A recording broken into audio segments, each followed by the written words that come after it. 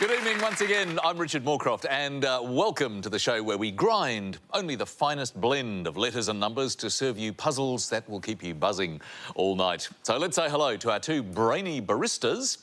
A double shot of equation espresso, Lily Serna. Hi, Richard.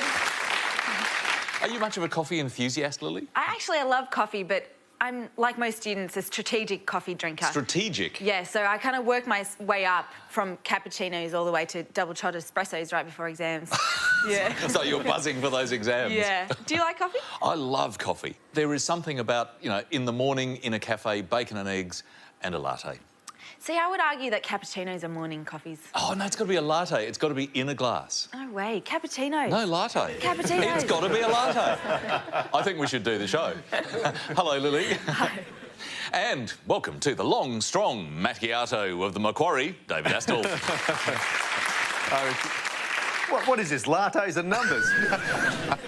Over the weekend, as you've been sipping your coffees, what have you heard? It's a phrase that is creeping into the language more and more. I first heard it on an ABC cricket commentary with Peter Roebuck, who said, "Well done him." And since then, I've heard "well done you," "well done her," "well done those people," and it's this, addition to the "well done." I've certainly heard that kind of, "Oh, well done you." You know, it kind of gives it an extra warmth or an extra something.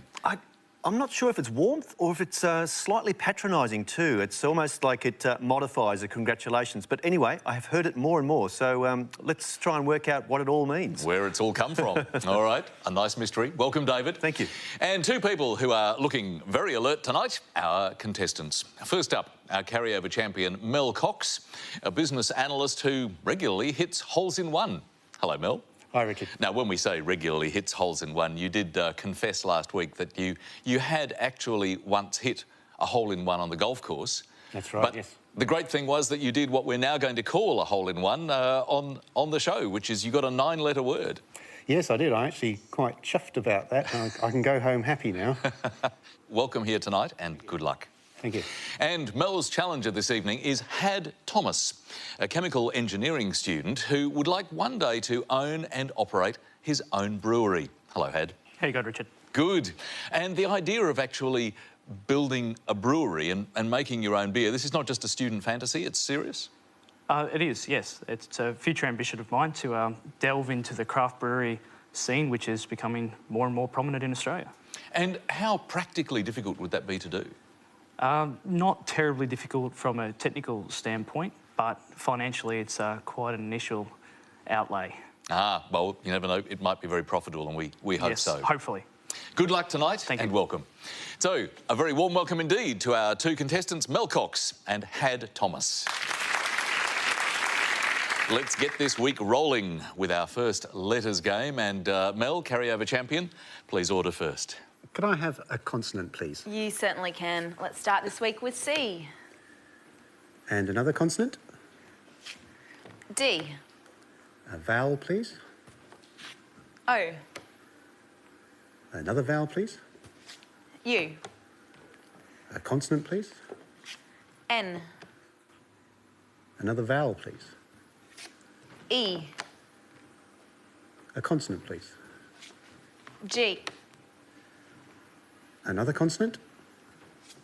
F. And another vowel, please. And last letter, U. And our first 30 seconds for the night.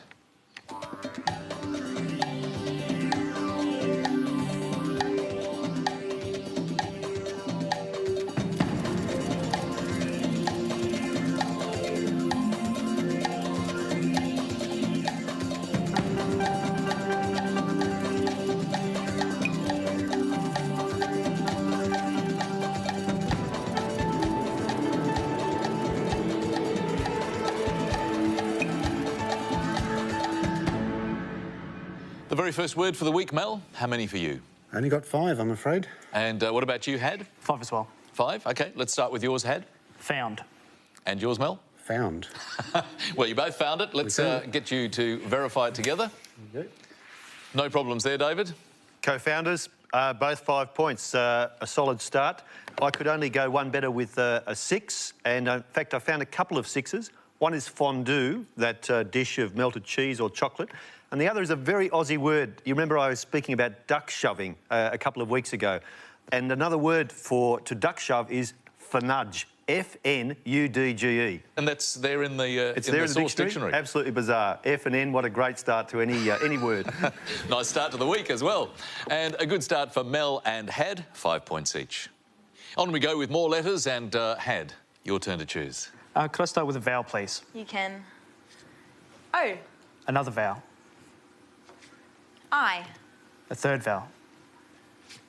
A. Could I have a consonant, please? M. Another consonant. P. Third consonant, please. D. Another vowel, please. I. A consonant. S. And another consonant, please. And last letter F. Thank you, Lily. Here's the clock.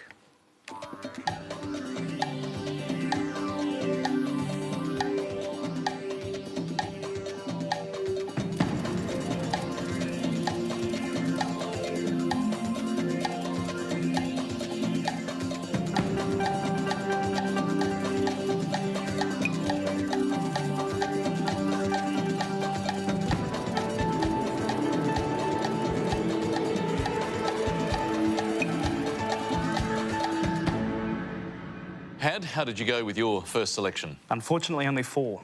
4 for you, Mel. Well, I struggled to 5 again. 5, OK. Let's start with the 4, Had. Damp.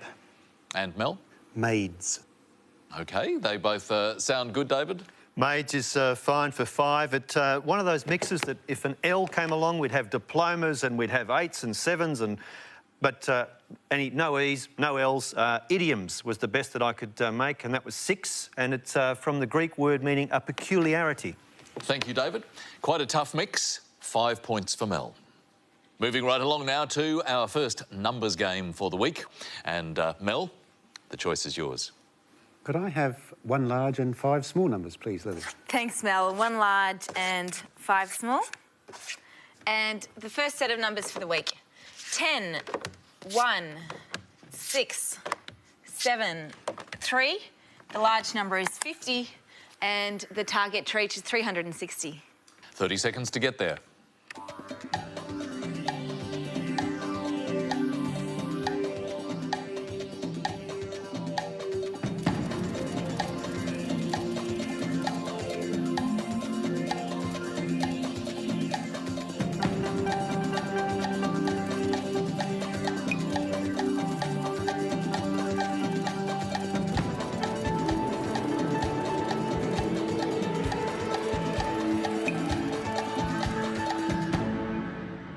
Mel, how close did you get? I got 360. Very nice indeed. What about you, Had?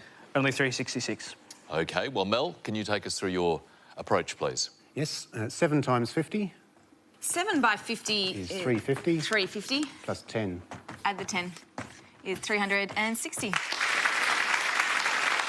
Right on the target. Nice. Lily, great approach. Here's another method you could have done it with. 50 plus 10 by the 6 is 360. Good stuff, Lily, and well done to Mel, 10 points.